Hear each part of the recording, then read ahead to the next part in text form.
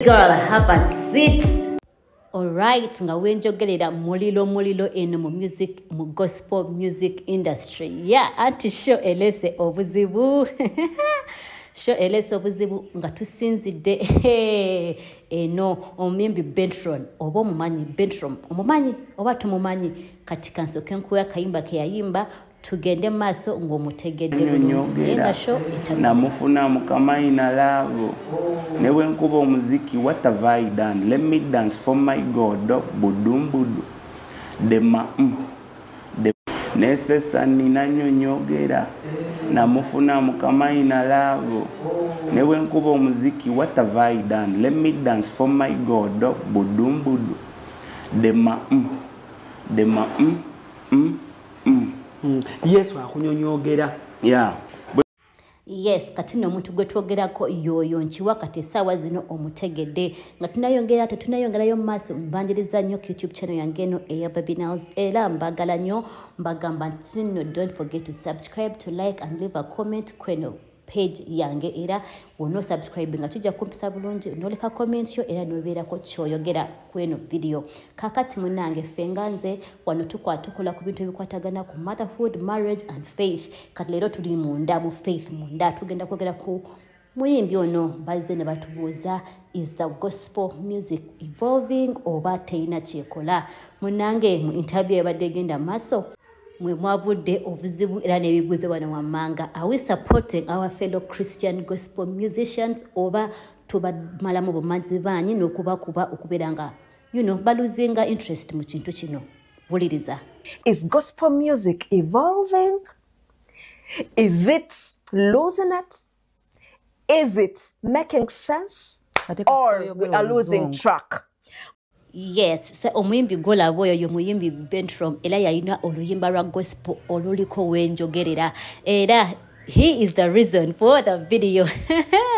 Well, nga womulaba muvubuka njasa bigo muvubuka ddala nonyini ddala gwe tusobola okugamba nti yonomwa omuvubuka ali mu myaka egy'obuvubuka. Munange yagenda na postinga ka video ngali ku beach nga wonobera ku beach nojjamu search of course ku swimming pool tebabera mu ngoye babera just mu shorts bwawe nga bagenda ku swimming nga bwatyo nakola ka challenge k'oluyimba lwe. Kati ako ka challenge ke kaleetesa obuzibu kubanga bagamba nti omuvubuka omulokole akola atya video nga yeeyambudde bwe buleese obuzibu. Kati katulabe kyayogera ku video eno era tulabe n'abantu abalabadde bamwogerako kye bagamba yenyonyoddeko mu video wano wammanga katubirabe.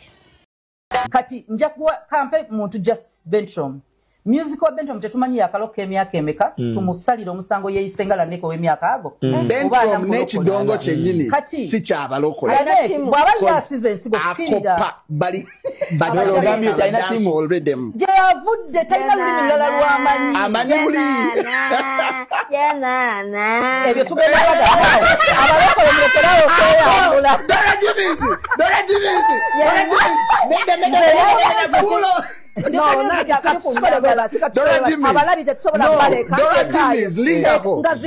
waliwo ani oyo mami bamukubidde essimu atayipinga yenana banange aluweerere tukyayongerayo birala olaba Dora yenana nteka mukinene yakamala emyaka emeka mu bulokole yenana atule mu bulokole naye kati olaba mami abooluganda mukama yebazibwe amanya n'eddoboozi nze Bentron omuyimbi wa gospel ya ensonga endeese leero siri musanyufu. Waliwo omusajja n'omukyala abalala ababiri abali mu vidiyo eno sigitaddewo kuba nkimanyi baagala nnyo relevance naddala ekisajja kino kyagala nnyo relevance kyagala nnyo okukyogerako mubeerawo mu ntalo yatundiremu naye sigenda kwogera linnya ly'omusajja gwe naye nkimanyi weetegedde naawe nnyabo. Kakati emabegako nagendako okuwuga ng'abavubuka abalala ne nkwata ka video kituufu nali siri mu saati nengateeka ku TikTok yange nga omanyi omuvubuka yenna nkyali mwana muto newankubadde nga nsavinga Katonda newankubadde nga nasalawo okuyimba gospel music nti simaze ebbanga ddene mu bulokozi waliwo ebimu bye simanyi nti bibi nga omanyi omuvubuka naye bwe nateekayo vidiyo eyo waliwo beetaasanyusa era nenjijjayo mu bwangu kubanga namanya nyinza oba nga nkoze ensobi yadde zinali sigirabanga nsobi okuba nga nali siri mu saati nini waba bagamba akiwakoze si kituufu era nenjijjayo ne I obeyed. Naye sebo enkeera najijjayo naye waliwo abantu ababa baagala otuteeka wansi nti ekyo kigayi ono gayi gwolaba wano nansonyi okuyita kigayi kubanga mwana gayi gwontuuse onsindikiriza okubaako kyenkola nga sandyagadde kikola naawe nnyabo ali ku side wano endala nti video nagisangulayo naye kyewuunyisa bano bazisavinga mu bwangu nnyo mu simu zaabwe nebeeramu era enkeera ku programu eyo gye bakola ku TV ne bakwata video ne bagiragayo baagala okumbijjisa eri abantu oba okunkyaya abantu mbu naye nga kyemulina omumanya simmwe bakatonda nze n'okutuuka wano ne music wange wano watuuse tegabadde maanyi gange abadde katonda nze siina wempromotinga siina na strategy how my music moves but it is God. Eno video nagirazeko kyali wange omu ne mugane mwana bano bagayi baagala ki are they trying to build gospel oba they are trying to put us fabavuddeyo mukama basobozeseza okujjayo ku mutwe tusobole okupreachinga the gospel ate ffenaffe baagala tuteeka wansi naye mulekeraawo ebintu ebyo byemukola kubanga nyabo wakwata no savinga video yange mu simu buli program buli lwobeera ku TV ogikwata n'ogiraga abantu nga siri mu saati n'ogikwata n'ogiraga abantu oyagala okumbijjisa nti byennyimba si gospel neddala kiki kyemwagala what are you pushing us to do ye kati bannaye ekibuzo kiri awo ababuuziza bannaye kiki kyemwagala baddeyo mu nsi babeereeyo oba baweereze Katonda ensobi ajogedde mu yakola ensobi teyamanya naye namala vidiyo n'agijjayo naye era bagenda mu maaso nga vidiyo bagikwata bagiteekayo nekimuluma era kimuwaliriza okubeera ng'avaayo era kugenda mu maaso tulabyeko abantu abamu nga bavudde bambi okwogera ku nsonga y'emu ng'omu kwabo ye Grace Nakimera katumulize tulabe kyagamba ku nsonga eno. Nina message njagala okusharinga. It has been on my heart for a long time. Naye leero ne ngamba bannange ekimala kikola ki chimala nengamba Grace kyogereko because wono kyogerako someone out there will get the help that they need. Banange nabaddawo nendaba show sigenda kwogera TV station kwe yabadde nendaba show it was very sad nendaba nga they are attacking this young great musician talking about the goodness of God because the Bentrom music we mulabyenga it's uplifting, it's for the glory of God. The guy is doing his best, like really. Well, by the way, you guys, just saying, your hooks are making sense. Your hooks are literally making sense. Neno omuntu yena okuva gyavudde n'agamba nti byokola bya simanyi si byabalokole kati abwenzijira n'enkubuza ekyabalokole kifaanana kitya ye ngome eyo erina okubeera nti ya Katonda ebeera erina ku sounding etya tena kuba na bass tena kuba na ki like the issue is the biggest issue is lwaki omulokole olemesa abaana abagezako kuweereza Katonda abagezako kuyingira ekkanisa muyimiridde ku miryango gy'ekkanisa mulemesa abaana okuyingira ekkanisa olowooza Mukama anaakusalira musango ki?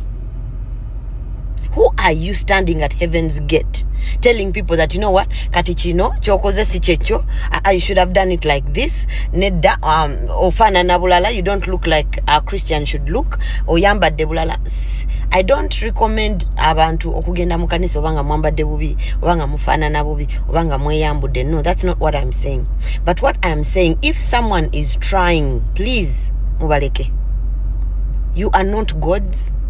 Temuli nti kati gwe ng'omusajja atudde ku pano oba mwenga abantu abataana abayeyereza abayimbi mwe mumanyi Katonda byayagala ne byatayagala. Katonda akozesa mayinja ate alina ensonga lwaki alese millions and millions of people in church nga akozesezza oyo alina ensonga. So kati gwe tolina buyinza bugamba nti kati ono omanyi talina kola ki kuweereza Katonda oba talina kuyimba bwatyo. Who are you?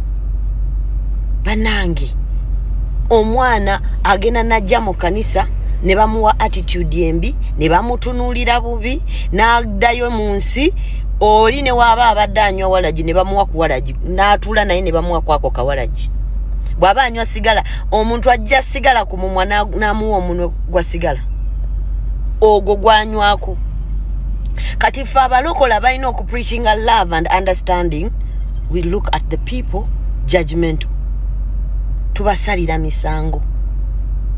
What is going on in the church? What kind of hearts are in the church?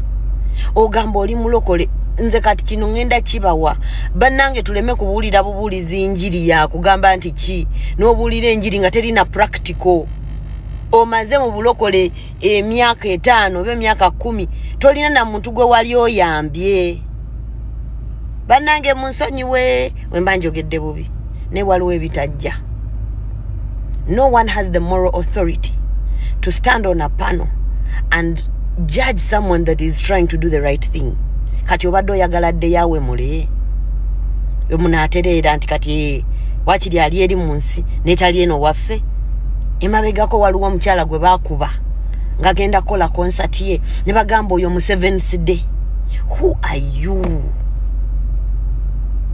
Nze waliwo abankubira essimu on a live show ne bangamba Grace alabika si mulokole waddala.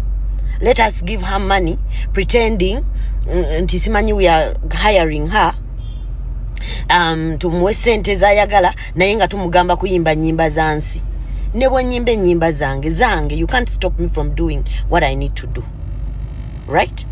Then ne bangezesa awo mbu it's a prank and you're like what is that prank? It's not funny. It's not funny. Omwana Bentro muleka yimbe ebintu byayimba birungi wembate mubikuba mubireke mukama agenda kumutambuza ajja mutuusa gy'alina okutuuka. Nze wamma nkugamba anybody that is upcoming, anybody that wants to serve the Lord with action, serve him. Atojjukire nti n'abatuukirivu b'ennaku ezo abaali basoma ebitabo biri ebya Musa abaali bamanya amateeka nga gabakwata mutwe be batta Yesu. Wabali bagamba nti yeeyita ati omwana wa Katonda. Kati nkubuulira oba oyagala Yesu yagala Yesu ku lulwo ate omusavinge ku lulwo. Nze I do not sibikkiriza sibyagala ekyo ekintu kikyamu kye mukola kuba muli bantu bakulu tekijja mulekeraawo okusalira abantu emisango okubalemesa okuyingira ekkanisa kubanga temumanyi kiri mu bbaala. Omuntu bw'ayingira mu bbaala n'asanga omwenge ku ttebo bagabana ogwo. Kati muganda wange simanyi bw'onoogamba Katonda simanyi bw'onoogamba Yesu nga gwabadde akuba ekikono. Omulokole talina kwogera bw'atyo. Omulokole this is the language we speak.